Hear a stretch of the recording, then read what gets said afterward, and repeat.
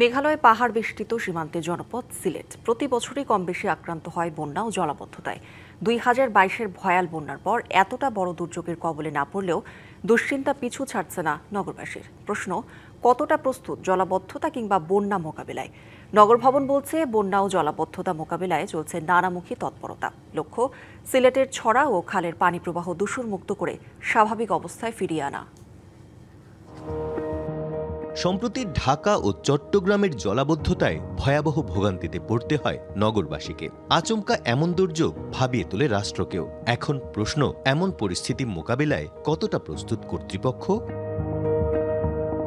একই প্রশ্ন সিলেটবাসীর মাঝেও, যেখানে এখনও 2022 সালের ভয়াবহ বন্যার ক্ষত শুকায়নি। তার উপর সিলেট বৃষ্টির জনপদ, চেরাপুঞ্জির নিকটতম প্রতিবেশী। দুশ্চিন্তা তাই একটু বেশি, যদিও চলতি মৌসুমে বৃষ্টিপাত কিংবা ঢলে বড় ধরনের বন্যা বা জলাবদ্ধতার কবলে পড়েনি সিলেট। এই পরিস্থিতিতে স্বল্প ও দীর্ঘমেয়াদে বিভিন্ন প্রকল্পের কথা জানাচ্ছে কর্তৃপক্ষ। মে মাসে সিলেট সফরে দীর্ঘমেয়াদী একটি মেগা প্রকল্পের ভিত্তিপ্রস্তর স্থাপন করেন প্রধানমন্ত্রী।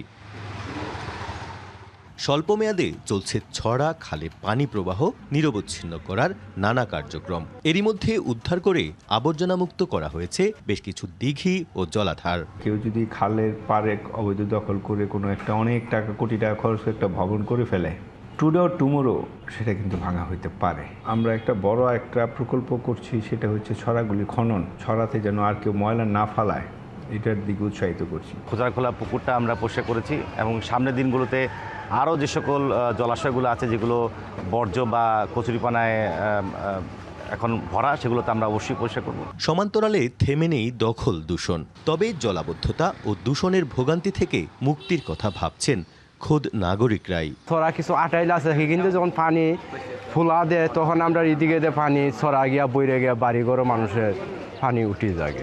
বাংলা কিউআর, যেখানে নগদ পেমেন্ট সেখানে। সারা দেশে 10 লাখেরও বেশি মার্চেন্টে নগদে পেমেন্ট করুন খুব সহজে। রাস্তার ডেইনর ময়লা আবর্জনা, কেউ রাস্তার খান্দাত বাথরুম করিয়া বিভিন্ন ময়লা, এখন এই পানিগুলা দূষিত হয়ে গেছে। বস্তাটা লইবা ফালাইলো, শেষ গেল কি, এগুলো কেউ আপনার করে না, আপনার অভিযোগ জানায় না, যার কারণে গিয়ে এটা লাগানো হয়।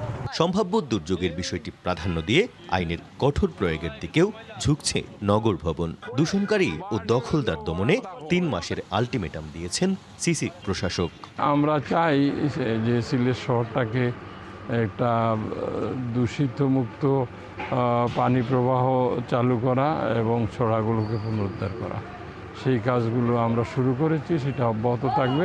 পরিবেশ কর্মীরা মনে করেন, প্রকল্পের সৌন্দর্য বর্ধনের নামে ছড়া ও খালগুলোকে ইটপাথরে আবদ্ধ করলে হতে পারে হিতে বিপরীত। সৌন্দর্য বর্ধনের নামে যদি দিঘির চতুর্দিকে পাকা করা হয় বা ছড়ার চতুর্দিকে পাকা করা হয়, সেটি অনেক সময় বিজ্ঞানসম্মত না।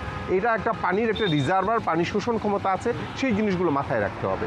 পরিবেশ কর্মীরা বলছেন, সিলেটে গত কয়েক দশকে ছড়া, খাল ও দিঘির মতো জলাধার কমেছে অর্ধেকেরও বেশি।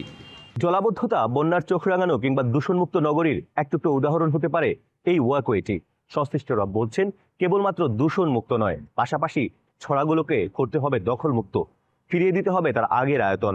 তাহলেই এসব বিপর্যয় থেকে রক্ষা পাওয়া যাবে, যোগ হবে নগরীতে বাড়তি সৌন্দর্য। প্রত্যুষ তালুকদার, ডিবিসি নিউজ, সিলেট।